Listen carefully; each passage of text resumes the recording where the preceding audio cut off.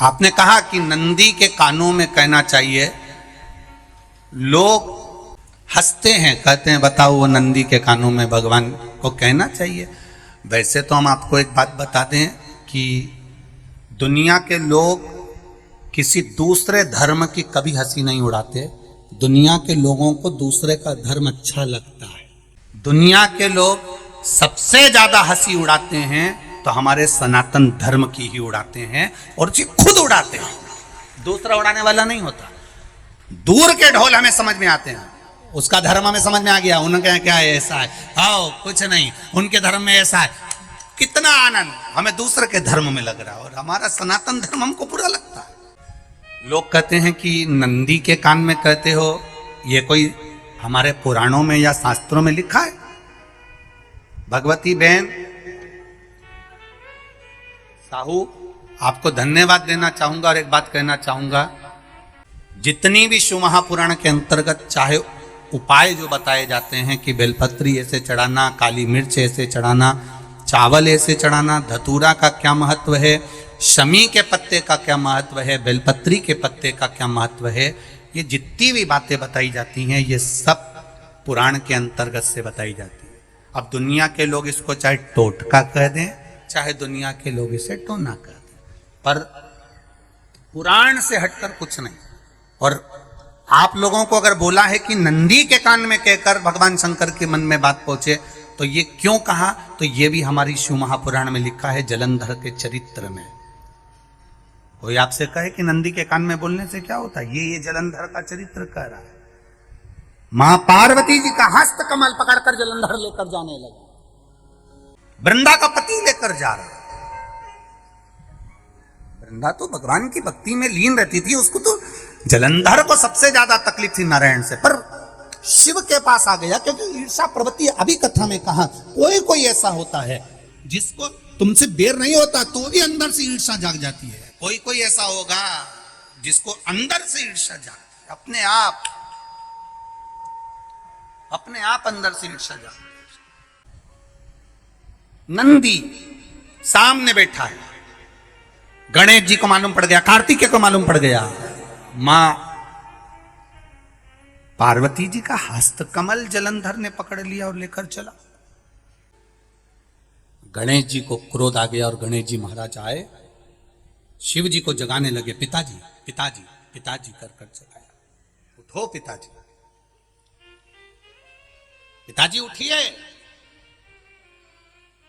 पिताजी जागिए, पिता को जगा रहे हैं। भगवान शंकर नहीं उठे, तप में लीन थे।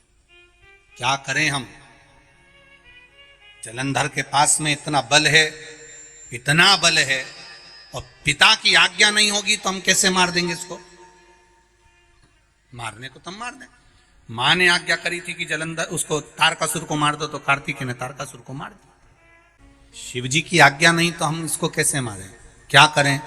सब कुछ गणेश जी ने देख लिया, शंकर जी के ऊपर बहुत बहुत बहुत बहुत प्रार्थना कर कर देख ली, पर शंकर जी नहीं जागे। तब आखिरी में विनायक ने, गणेश ने, जितने लोग आस्था चैनल पर कथा सुन रहे हैं, जितने लोग फेसबुक यूट्यूब पर कथा सुन रहे हैं, इस बात को याद रखना कि नंदी के कान में कहने से क्या होता है वो ये इस कथा से सीख लेना। आखिरी में गणेश जी को लगा किसको कहूं, शंकर जी भी तप में हैं, नंदी भी तप में है, मैं किसको कहूं? विनायक गए सीधे अब नंदी के पास में।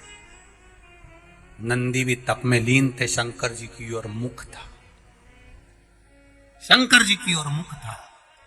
गए और जाकर तुरंत विनायक ने नंदी के कानों में जाकर कहा, नंदीश्वर, मैया का हाथ पकड़कर जलंधर लेकर जा रहा है, पिताजी तप में लीन है, कृपा करिए ना। बस केवल नंदी के कान में कहा, गणेश जी दूर हट गए। नंदी के कान में कहा, शंकर जी के नेत्र खुल गए, शिव जी के नेत्र खुले। नंदी के पास बैठकर शंकर जी का मात्र दीदार करने से क्या होता है, दर्शन करने से क्या होता है, वो अच्छे से समझ लेना। जो लोग सनातन धर्म पर उंगलियां उठाते हैं, वो अच्छे से समझ ले। वो सूत्र जो दिल से दिल तक बंधा हुआ था, मन से बंधा हुआ था, खबर वहां तक पहुंच गई, खबर पहुंच गई। आखिरी में हुआ क्या? शिव तत्व को जाना। आपसे भी निवेदन है, जब दुख की घड़ी अपार हो, समस्या बड़ी हो, बहुत तकलीफ हो, बहुत कष्ट हो, एक लोटा जल जब महादेव को चढ़ाने के लिए जाओ, चढ़ाकर 2 क्षण मंदिर के अंदर नंदी के पास 2 क्षण बैठकर मेरे महादेव को निहारना। अपने दिल की बात उसके पास में बैठकर नहीं भी कहोगे ना, तो नंदी के पास मात्र बैठ भी गए, उस नंदीश्वर के पास मात्र बैठ गए, तो वो तुम्हारे दिल की बात समझ जाएगा। कभी कभी बेटे के पास माता पिता मात्र बैठते हैं और बेटे का चेहरा देखकर माता पिता समझ जाते हैं कि बेटे को तकलीफ क्या है। बोलो सही है कि गलत है?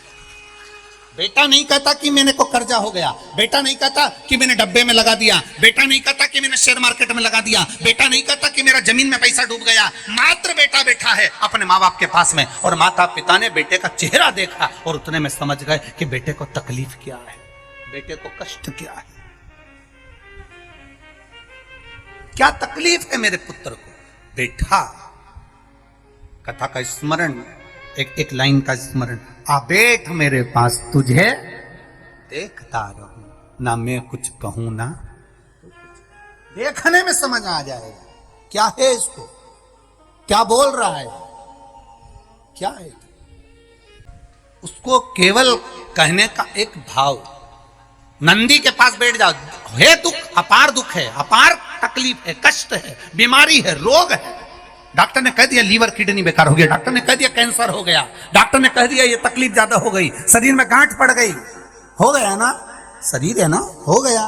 एक पत्र में एक बहन ने लिखा कि मेरे शरीर पूर्ण तरह से बेकार हो गया, यहां तक बच्चादानी में गांठ तक पड़ गई, उसने पत्र में लिखा है। तब तकलीफ पड़ गई ना, कोई बात नहीं, दवाई खाओ, डॉक्टर को दिखाओ, और एक बार उस जल को शिव जी पर चढ़ाओ, चढ़ाकर जल लेकर जब घर जा रहे हो, 2 क्षण मेरे नंदीश्वर के पास में बैठ जाओ, नी भी कुछ कहना है मत कहो, एक बार उसके करीब में बैठकर दिल से मन से मेरे महादेव से जो कहना चाहती हो बस मन में भी धर लिया, तो मेरे नंदी ने सुनकर वो महादेव से कह दिया, दुनिया का सबसे ज्यादा तप करने वाला, समाधि में लगने वाला, साधना करने वाला, व्रत करने वाला, उपवास करने वाला, तब साधना में लीन होने वाला कोई है तो वो नंदीश्वर है, जो शिव जी के सामने बैठकर उनके सामने हमेशा सामने मुख कर तप में लीन, हमेशा तप में लीन, सामने रहकर तप में लीन। कौन गया शंकर जी के मंदिर? सब गए हो? नंदीश्वर को देखा है?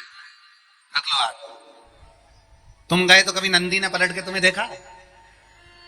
अरे बोलो तो जम के, नहीं देखा।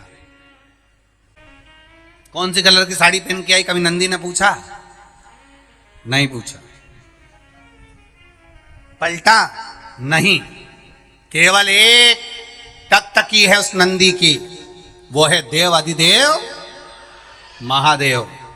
नंदी की कथा कहती है जब हम शिव महापुराण में जाएं, भगवान की कथा में जाएं, मंदिर में जाएं, नंदी हमको सीख देता है कि तुम्हारा ध्यान दूसरी जगह नहीं जाना चाहिए, मैं शिव को देख रहा हूं, तुम भी शिव का दीदार कर जाइए। कुछ नहीं देखती, कुछ